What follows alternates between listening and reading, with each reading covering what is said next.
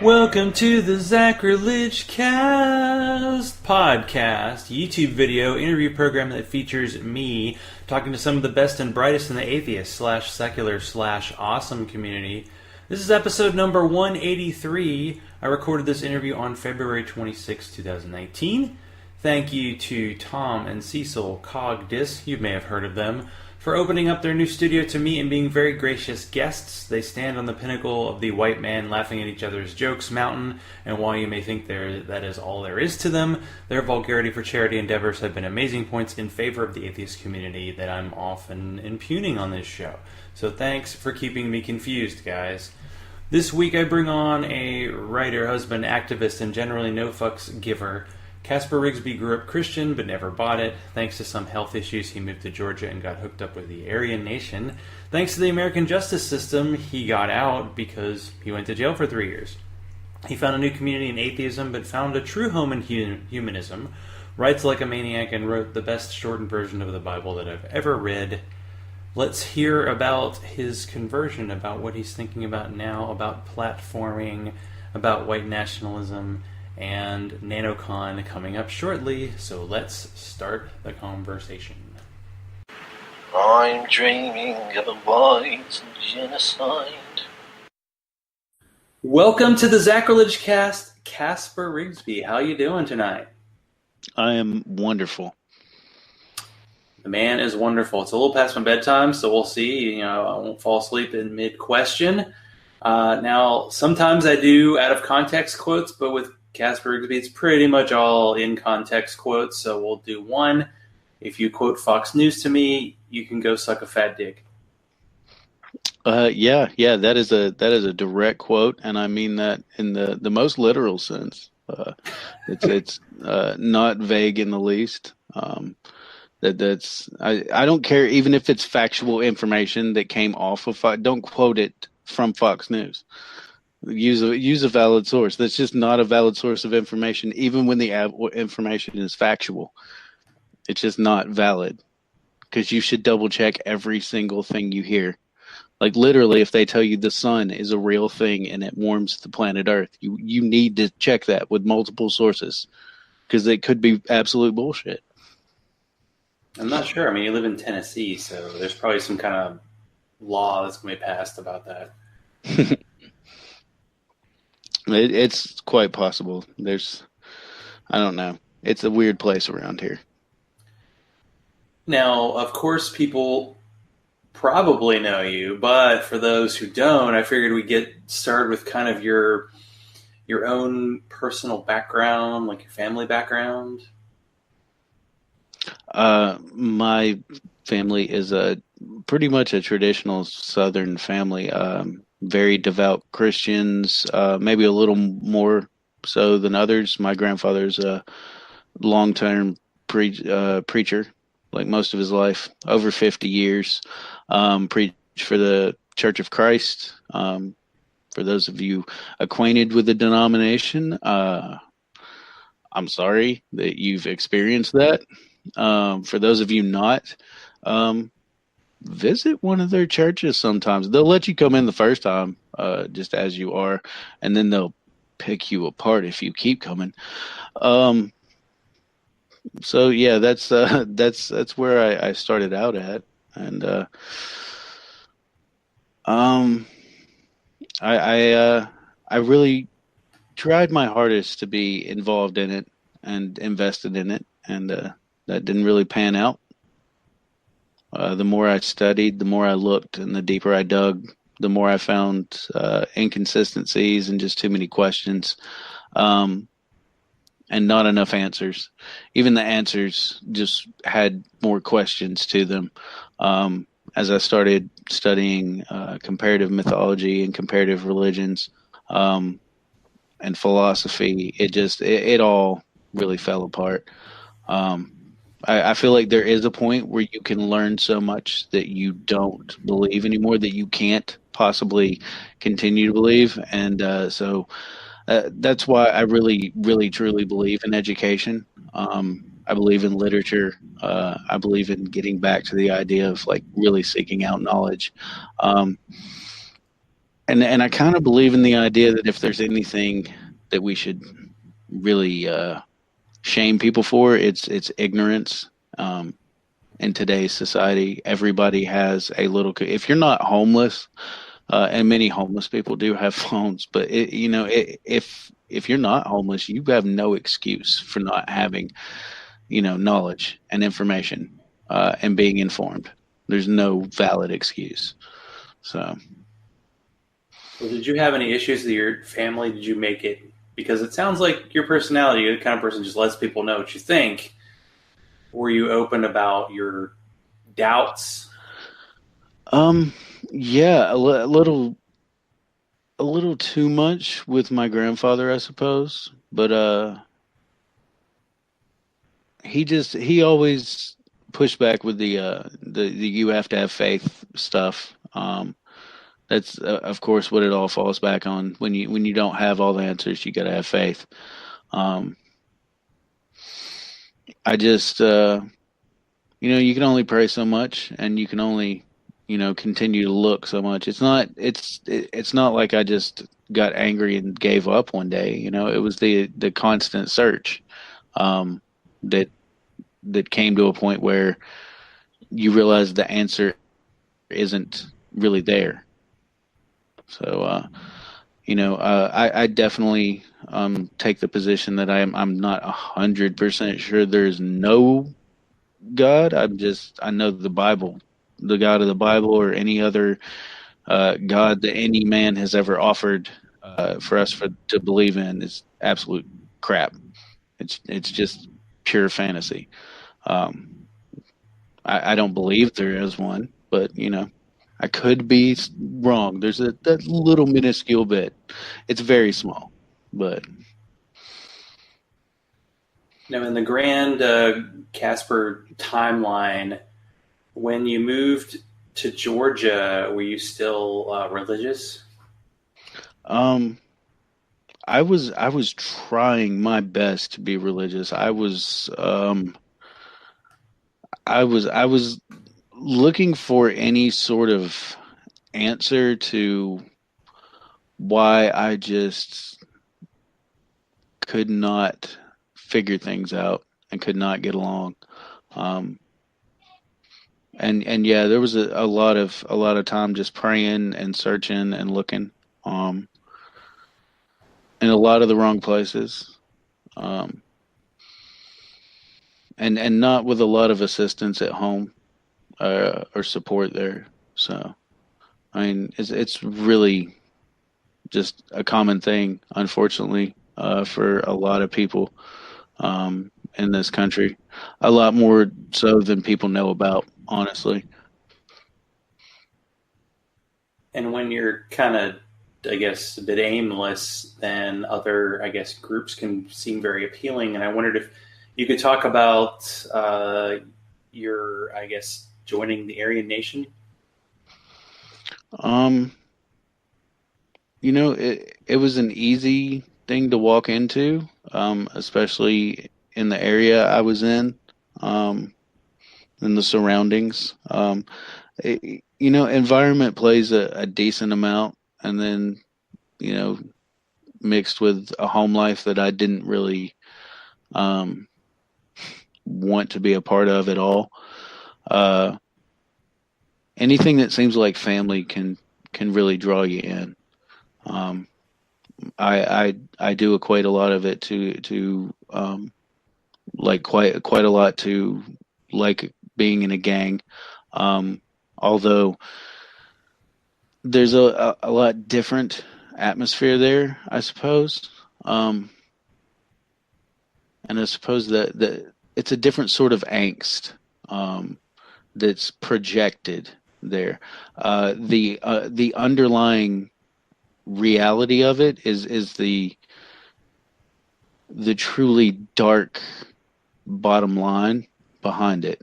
And a lot of people involved in it don't really see that. That's not really what's marketed. It's the same way when you look back at the rise of the Nazi Reich and Hitler to power. It wasn't like day one, hey, let's go murder all the Jews and black people and gay folks. And everybody was like, well, that sounds fine. Well, let's do that. I mean, it was a very gradual thing. Like, hey, I think maybe the Jews fucked up our economy. Like, let's talk about that for a minute. And people said, well, I mean, the economy is fucked up. Let's hear what you have to say. Um, it's a slow creeping sort of thing that I don't think Hitler had any doubts in his mind from the start that he was gonna get to that point. I'm pretty sure that plan was on the table from day one, but it's just not a thing you market. So it's a thing that's easily missed by even the lower ranking people. I'm sure your general soldiers in the early Nazi army did not see that coming right off the bat. So, What do you think as someone who was in and then got out, like, is there anything specific about white nationalism that makes it enticing to people, or is it just kind of a community thing, a togetherness? it's being able to point your finger at an other that is the source of your strife and your struggle. Um, being able to identify with others, a source of your struggle that's external rather than internal, can really have a unifying effect, regardless of whether that source or that symbol of your struggle is real or not. So generally, it's all the others, all the people asking for equality, which are then demonized by these groups and said to be asking for special treatment and control over everyone and to force themselves upon everyone else. And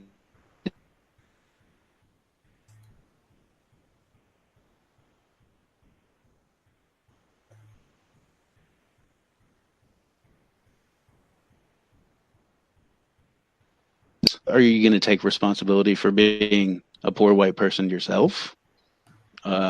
If somebody is saying, "Hey, it's look at all these other people, it's their fault. It's all the black folks in the ghetto. It's all their fault. They're all the ones asking for the handouts. It's all the Mexicans out here. They're the ones taking all your jobs. You can't get work because of them. Build that wall. Keep them out." There was a bit of a dead spot there. Hopefully, we'll see if that. Oh, sorry. Their end and your response was some kind of internet outage, but I think I caught it. I was about to make, of course, because I like to make light of everything. Like, well, good thing no presidential candidate ran on that, and that's not the current situation. But with your situation, getting out of religion didn't seem like you were really committed to the cause, so maybe that wasn't a tough situation. But how did you get out there and literally had to leave a state to do it? I went to prison, and the odd thing about recommend that for other people, by the way. yeah, no, it's not a recommended activity. I don't recommend that anyone ever goes there. But yeah, it's an odd thing. Prison is one of the wonderful things about prison is if you want, everyone forgets about you. Most of the time, even if you don't want, everyone forgets about you. You just disappear. You get thrown in a hole. I disappeared into the swamps outside of, like right at the border of Georgia for 3 years, and everybody forgot I existed. And then I just left the state and I'm gone. People can forget you exist real quick. I guess so. So did you immediately go to Nashville area, I guess, where you are now? This is where my family's at. So this was the people willing to possibly give me another shot. Some of them have done that. Some of them I'm still working with. Some of them I don't care to continue to try and work with. So, Well, I feel like an entire probably episode could cover this, but since you have your own experience with being in prison, I mean, is that a place where people go for any kind of reformation, or is it just somewhere you just go? um, okay, so prison has some opportunities. Some prisons have some opportunities. If you want those specifically. Generally, however, prison is criminal boot camp. It's where criminals go to learn to be about better criminals, especially the ones for younger people who have shorter amounts of time. Generally, they go through very, very dangerous and violent environments where they come out much more dangerous, much more violent, much better criminals because, people in prison, you don't have a lot of time to do much else. So you sit around and tell stories all day long, and people just listen to you and they become better criminals. I learned to do so many criminal activities in prison. I don't participate in any of them, but should I choose to, re-enter a criminal life, like I would be a much more adept criminal, and that's just the reality of it. It's a very violent and dangerous place for the most part. I was lucky enough to go to a medium security prison, which is a step below max, simply because I have a serious heart condition. And because of that, this facility had one of the better medical facilities because you still don't like to transport people that have life sentences, multiple life sentences, 40 plus years and stuff. But that's the type of convicts I spent my time with, and I say that very specifically. These were convicts; these were not inmates. I spent my time with honest to God convicts, people who were never going to see the free world again. That's where they lived. But that's the type of place you actually want to be, because those people, that's their home now. They just don't want any trouble. So it tends to be a slightly better environment, I guess, for the environment you have to be in, but still quite dangerous and quite violent when it turns into that. Well, how did you change in the amount of time you were there? Because it seems like you can say as a joke, oh, safety school, well, I can go back to crime, but obviously you didn't do that, and you kind of went against the kind of white nationalist bent you had before you went in. So was it just a lot of time to think, or what happened in that 3 years? Sobriety was one key factor. I stopped doing drugs. I got sober, completely against my will. I did not want to go through that treatment whatsoever, and I suppose if you're just listening to this, there's that treatment is in quotation marks. That is treatment, which is you just don't have drugs anymore. Enjoy that. So I got sober, and I just had a lot of time to do nothing but read and think and exercise and be bitter and angry and hateful and resentful. And I spent a good 2 years feeling that way. And it was absolutely worthless. And I just I overheard somebody say something that sounded like the stupidest thing I'd ever heard. And I just sat back and repeated it to myself, just laughing to myself, listening to this guy. He was telling this other dude, he said, man, if you want more of what you've been getting, you keep doing what you've been doing. If you want something different, try something different. And I was just like, I was younger. I was a hell of a lot younger. I mean, this was over 18 years ago, and it sounded stupid. That's a bumper sticker slogan. That's fucking useless. And But it's weird. Sometimes bumper sticker slogans have a little fucking decentness to them, and this is one.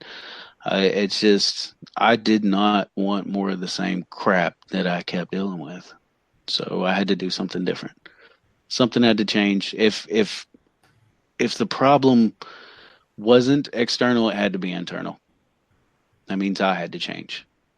Um, I went searching for an external answer repeatedly. I kept looking for God. That's the external answer. If there's an external problem, it's what we focus on so much. There's always an external problem. If it's not another race, there's a Satan, there's a demon, there's some asshole out here that's causing your problems. There's always something causing your problems. When the reality is a vast majority of it is internal. You cause a lot of your own problems. Mostly because the reality is you can only control one person on this planet, and that is you. You control you. You don't control anybody else. You cannot control what they do. Not one single little bit. I have 2 children, a 6-year-old and a 12-year-old. And realistically, I cannot control what they do. I can put as many barriers as I can humanly put in front of them, but if they honestly want to do something, they will manage it. I have only so much even say-so in it. And that just changes your outlook. Like, how much bullshit have I dealt with that I caused? Because I was controlling me. So how much of it was me? And I decided I was going to educate myself. I was going to inform myself. I was going to try to experience things and learn and grow. After getting out of prison, I only came back to Tennessee shortly. I spent about 6 months with my mom, and then I immediately just hitchhiked across the country.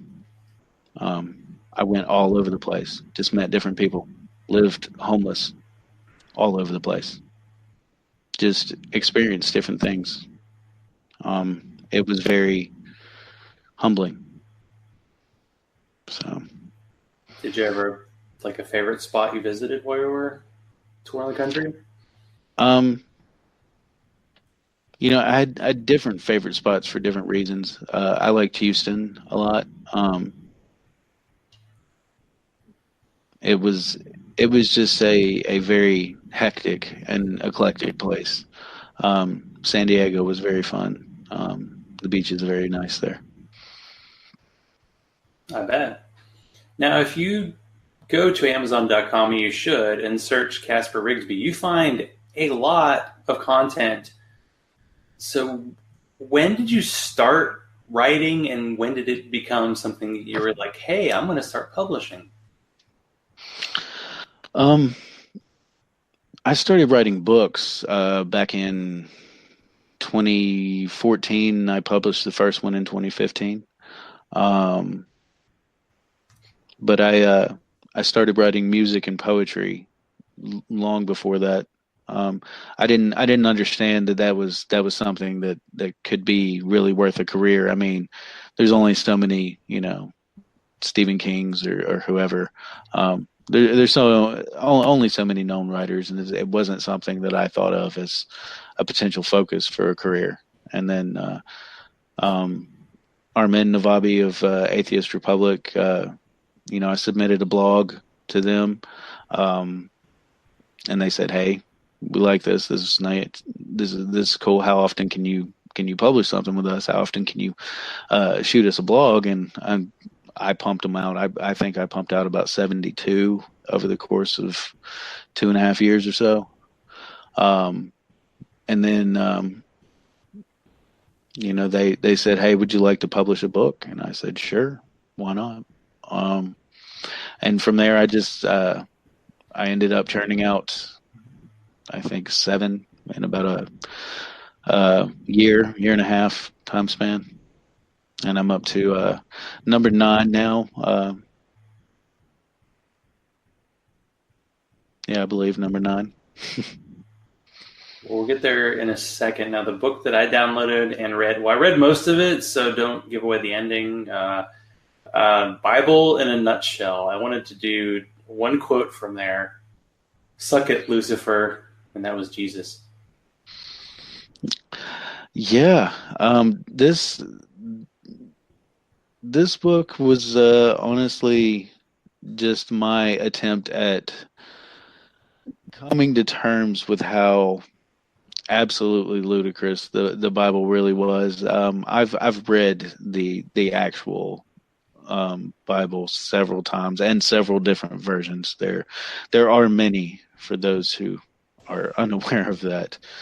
Um, and so for me, this is how this story actually plays out in my head when I think about it. It's just a carnival circus of insanity. A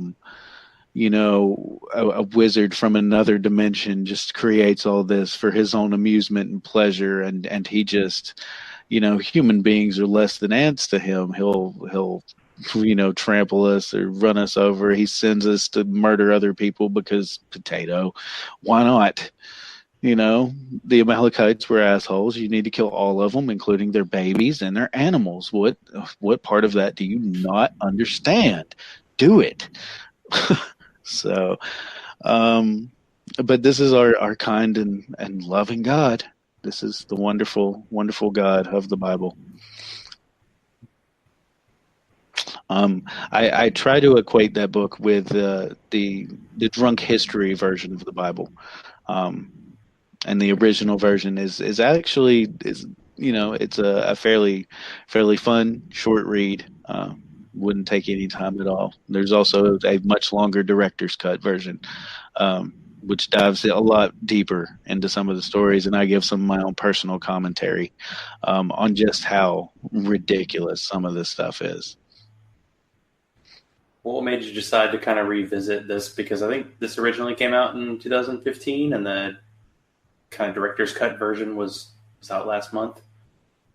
Um, the the director's cut came about because a lot of people said they wanted more of this story. Even okay, so even my critics on this book were generally upset that I left out crucial components and ideas and stories out of here, and honestly, there isn't. There's nothing left out of the original that you need in order to understand what the Bible is about. Especially from a Christian perspective. If you're Jewish and you want to understand the Bible, that you probably should understand a little more, I guess. But yeah, if you're Christian, that's really all you need. It's going to be the most horrifically worst version for you to read, and it's going to hurt you, but it'll be the most honest version. It's played up like a shortened Harry Potter. Well, what is kind of the elevator pitch for your latest? Hey, I'm pretty sure this is broken. Okay, so the pitch for this one is most of us only have about an hour to a 90 minutes attention span, really, at this point, even when we're trying really hard. So I wanted to tackle some of the worst of our political issues in a book that's gonna hit at about 90 minutes or so, and hopefully in such a way that it's just hard to refute what you're being told. I cite a lot of sources in here. For such a short book, there's a decent amount of sources. It just really underscores how broken the system is we're working with, and it's sort of a I guess what I've called it is a sort of a check engine light for those in the nation who are willing to listen a little bit and think about some of these problems. How can we come together and fix them?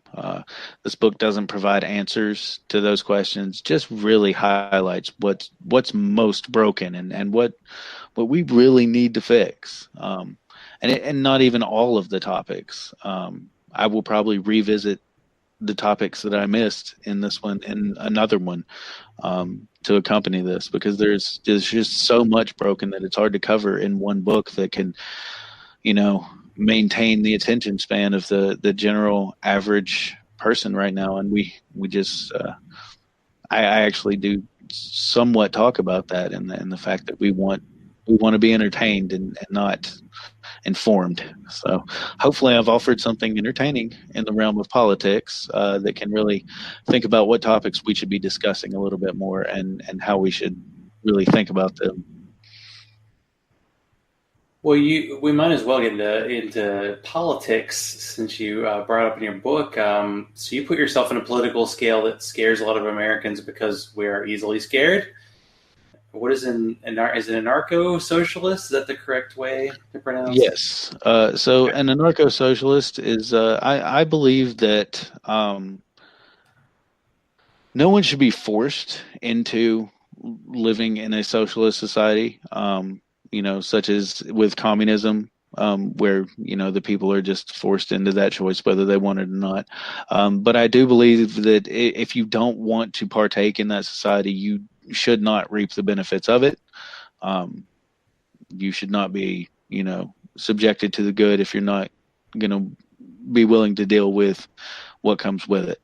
I believe we should all choose to work together to make things better, out of selfishness, not out of some altruism. We are not naturally altruistic beings. We're just not.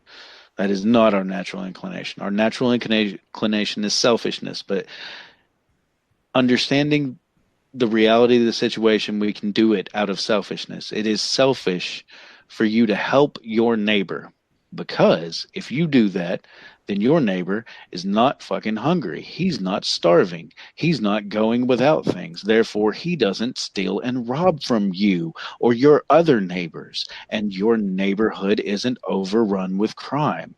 It is a selfish act. It is not selfless. You're doing it to help yourself.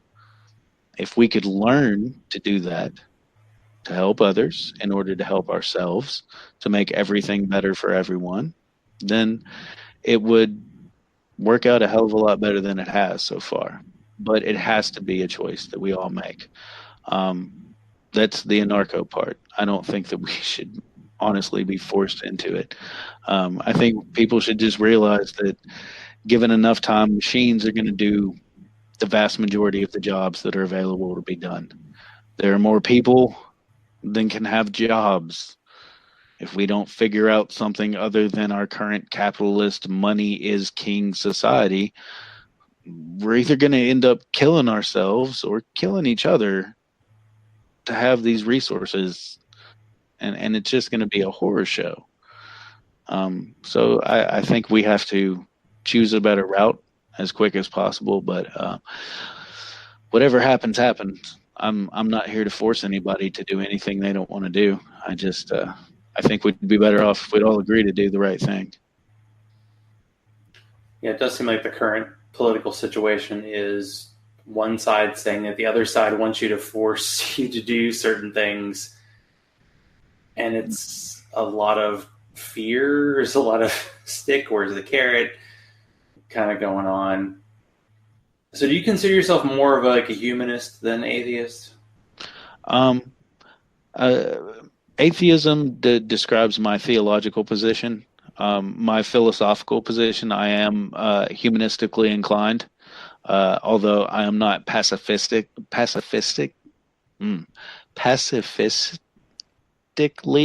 humanistically inclined, if that makes sense. I don't have the full breadth of pacifism built within me.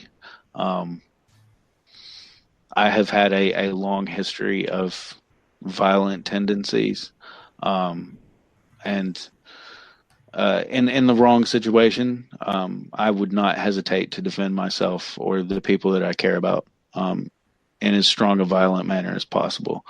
So my humanism only extends so far, and is that you don't violate the lives and sanctity and well-being of the people I care about or myself. At that point, I kind of feel like you forfeit. Yeah, I mean, you'd probably be okay with the punching of Richard Spencer, which I think I'm kind of okay with it too. Yeah, I definitely was. I was definitely. I wasn't going to say he deserved to be punched, but I'm not going to be angry at the guy who did it. I mean, it's what you get when you parade across the street and you're saying Nazi shit. That's what happens. It's just like if you say the N word in the middle of Harlem, like expect to get punched in the face if you're lucky. Just expect that. That's what happens. Yeah, there's a lot of being nice. Well, there's the other side, but it only seems to fit for the people who, if they were in power, would kill the fuck out of us. I mean, let's be honest. If that were the truth, Well, I like to say there's no such thing as a martyr. Okay, people don't die for what they believe in. People get murdered over what other people are willing to kill for. So I guess the real question we have to ask is, what are you willing to kill over? And hopefully that question is nothing so that people aren't murdering each other. But apparently that question is answered with a lot of people seem like they would kill over some pretty simple things. And that should be terrifying for all of us. A lot of people seem like they would murder someone over pronouns and getting to choose another person's identity for them.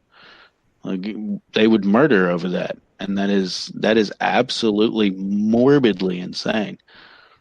And it should be terrifying to all of us that we've slipped so far into that realm. That's the reality right now. That's not some comic book fictional fantasy. That is the reality we're living in.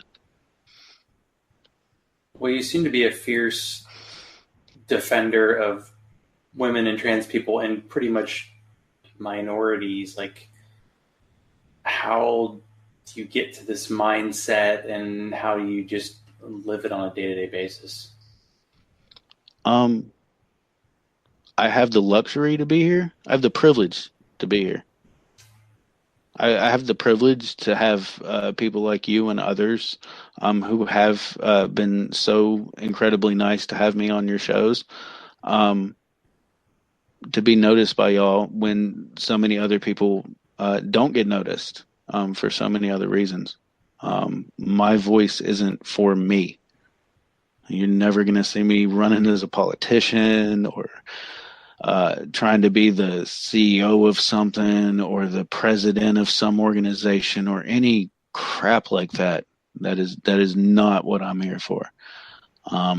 If anything, I have the privilege to shine light on things that don't get as much light without someone who gets the attention I get. It's as simple as that. These are the important issues. And it's upsetting that a lot more people aren't listening to those voices. If there's any way I can amplify them, it's exactly what I'm going to do. My story is pointless. It's useless, except to the few people who would come out of it in the same way that I have. And I don't have a lot of hope for a lot of those people. So my voice is far better used, pointing at problems that people aren't wanting to talk about and pay attention to, because we keep being told that we shouldn't talk about these things, or that that no, these problems were solved a long time ago, and they're not. They still exist. Misogyny, sexism, sexually predatory behavior, racism, phobias of all types, from homophobia to transphobia. All of these things still exist. There's still a problem, and we're not dealing with them. We keep putting Band-Aids on them, and Band-Aids don't fix open wounds. We have to do better, and we can. So everyone that has the privilege to endure the spotlight and to help shine a spotlight on other things should, I think. I mean, I'm not here to tell anybody what to do. Do what you want with your life. It's your life. Have fun. But if you feel so inclined, and use your privilege for something worthwhile. Well, you were very intertwined with Atheist Republic, and you kind of decided to move on. Do you often get kind of frustrated by the direction that some like atheist organizations are taking at this moment, kind of cozying up a bit with kind of alt-right anti-feminist voices? I find it alarming and a bit troubling, because I think there is a point where you can take an idea or an ideal too far. And I think free speech is one of those areas where you don't have to give people your platform and give them a wider range of audience simply to have a debate or disagree with them. It isn't your responsibility to platform others, and it doesn't look like a sign of civility to do that. These are not good faith actors. These are bad faith actors, and they show it time and time and time again, repeatedly. They troll people in real life. And giving a wider audience to these people is just, it's asking for trouble. You know, it's going to end up with someone like, oh, I don't know, Ben Shapiro having to walk back statements related to, oh, I don't know, the racist as hell Steve King. It's just, you know, that's the people you're dealing with. And the fact that it took Steve King saying, I don't know what's wrong with calling yourself a white nationalist. When did that become a fucking a thing that people should be offended by? And then Ben Shapiro's like, well, maybe he's a little racist. And like, no, man, it's been racist for a long time. Like, there was a lot of shit before now. Like, no, man. And it's so it's just, that's a huge sign that these are not good faith actors, and you don't give them your time and attention. And so, you know, when it comes to Atheist Republic, I felt like I've always felt like your integrity is one of the few things that you can take with you, no matter where you go. You can always take your integrity. If you say you stand by something, stand by it.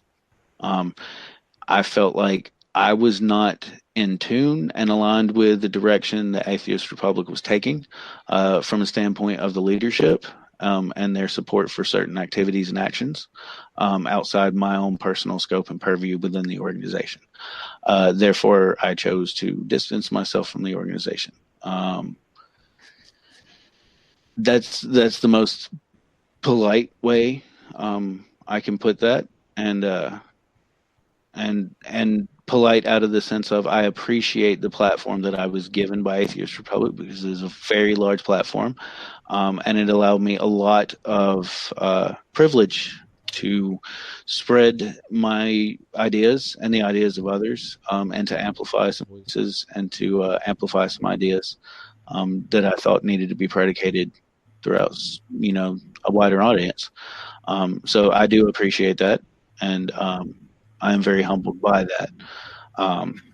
But there comes a point in time where I feel like it was more important for me to amplify myself and put my own personal integrity and thoughts above that of the relationship with the organization. Well, will you be coming to NanoCon? Yes, I'm actually doing my best to get my my presentation put together and sent in to Patrick this evening, and then help them work on the website a little bit. I do really support NanoCon, and I think it's a great convention. Like any large, crowded convention, there are a lot of people there, and a lot of, you know, just a lot of bodies crammed into a lot of space. So just be on your P's and Q's, and everybody be happy and friendly, and polite, and within your own personal space, and let's see, respectful of others' personal space. And clean up after yourself. You are at a high school, which I think is where they're hosting it this year. Yes. You do a pretty good job. Well, you had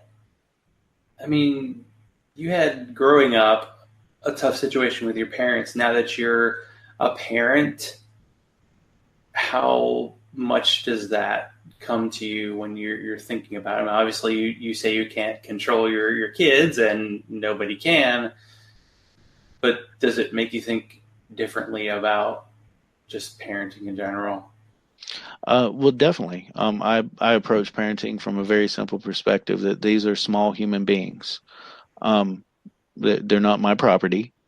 They're not something that I control. They're not an automaton that I can just program to do what I want. These are small human beings. They're going to grow into large human beings if I do my job properly, and keep them fed and clothed and alive long enough to become large human beings. And so I try to approach parenting from that perspective. I approach them with honesty, in all things. And that's not all things whenever possible. I approached all things with honesty with them. Everything is approached honestly. There's no mention of Santa Claus or the Easter Bunny or any of that. They know mom and dad buy the presents, and the presents come on Atheist Kids Get Presents for No Apparent Reason Day. That's just how it works, because that's real life. And I explain to them why they should or should not do things. I don't just tell them, don't do that. And when they say, well, why? Then say, because I said so. That's not an apt response. That doesn't teach any lesson. That doesn't explain anything. So I explain to them in the most simple terms possible in every situation why they should or shouldn't do something. And so far, fingers crossed, it's worked out pretty well. They seem to grasp most concepts when explained very simply, and why they should or shouldn't do things, and act accordingly. And hopefully, as far as I can tell, that includes when I'm not watching, and that's the important part. And that's another thing that I've tried to instill in them. It's the character of a man is not what he does when other people's watching. It's what he does when no one's watching. That's what defines your character. That's what defines who you are as a person. What you do when no one is looking. And I try to instill that in them at all times and explain to them why they should or shouldn't do things. Why it's ethical to do things. Not morality, not something subjective. Why it's ethical. Do these things because they are ethical. Don't do these things because they are unethical to do. Well, when nobody is looking, what video game are you playing? Far Cry 5. And that's a guilty pleasure. It's Fantasyland and taking down fundamentalist Christian cult members is just there's something satisfying about that, down in my psyche, and it's unfortunate about me. It is something I definitely should talk about with someone, but for the time being, it can be kind of cathartic. So. And do you officially have a man bun? I do at the moment. It's just been a long day, so I tied it all back. Generally, I tend to do some Viking style hairdos quite often. A lot of braids and some twists, and sometimes dreadlocks. It depends. Well, maybe save some of that for NanoCon. So, where can people find you online? Facebook, of course. My personal page is public. That's Jason Rigsby. Um, I should be fairly easy to find. It's a yellow background with a little stick man pointing at a sign that says, "Well, that's not good," and the sign says "bad." Um, and I also have my author page, Casper Rigsby -author, and then a page that I started several years ago called "God Doesn't Matter." Which is run by a wonderful team of admins over there who just post hilarious material. And it's definitely worth a follow. It's full of memes and just funny commentary from these admins who are just wonderful, wonderful people who basically took over the page for me when I got started doing so much other stuff. And I'm also on Twitter. I'm actually fairly active on Twitter. I find that Twitter is really troll central, and so I will be very irate and uncivil towards people on Twitter. So anyone who does follow me on Twitter, be warned about that. But my handle on Twitter right now is spoiler alert: everyone dies, and it's at God Doesn't Matter. Perfect. Well, sounds great. Thank you, Casper, for being on the show tonight. Thank you for having me on. I'll be deep in the cold, cold ground before I recognize Missouri. Live read. With apologies to Patrick Horst, let me give a promo for the upcoming NanoCon conference in Nashville, Tennessee, March 23rd and 24th. If you want to see amazing speakers, this conference has you covered. If you want to meet with regional podcasters who keep doing this for fuck all reasons, if you want to just make some virtual friends into real ones, come up to NanoCon. Note that it's the end of February today, and there's a discount if you sign up before March 1st. The conference is March 23rd and 24th in Nashville, Tennessee. Go to nashvillenuns.com for more information. I'll throw in a couple of quick podcast episodes that I found of interest this week. I don't really have one amazing show to celebrate. Gaslit Nation can be a broken record of blah, blah, blah, our president's corrupt and the worldwide cabal of evil people is going to murder us all if they're stealing our wallets, blah, blah, blah. They had a nice break with an episode of how Britain is just as fucked by the same people in Brexit. Plus, the episode was recorded in a pub. I want to record in a pub. I used to listen to every episode of Fresh Air, but now I keep it minimal and only get on guests that I'm really interested by. I listened to Terry Gross interview Pamela Adlon of Better Things, and it was a great look into the aftermath of Me Too. Adlon and Louis C.K. co-created her Almost One Woman TV show on FX, and after 2 seasons, she had to decide whether to throw the whole thing away because Louis C.K. is terrible. Adlon was right to bring up that women tend to be asked to explain for the actions of men and pay for it by the work she did with him being pretty much thrown in the trash. I can't imagine what it's like to work in the field for 40 years, finally get that big break, and the person who helped push you over the edge nearly got you pushed off a cliff. If you want to support this show, be like Bobby, Hugh, Teody, Larry, Daryl, and the other Daryl, and go to patreon.com/Zachrilege. Follow me on Twitter at Zachrilege, Zachrilege, like my Zachrilege Cast page on Facebook, and send all mail to zachrilege.cast@gmail.com. Thank you to Casper for being this week's guest, and a last-minute guest at that. Let's be more courageous, be our honest selves, and maybe a tad more kind. The conversation continues next week, once I find next week's guest.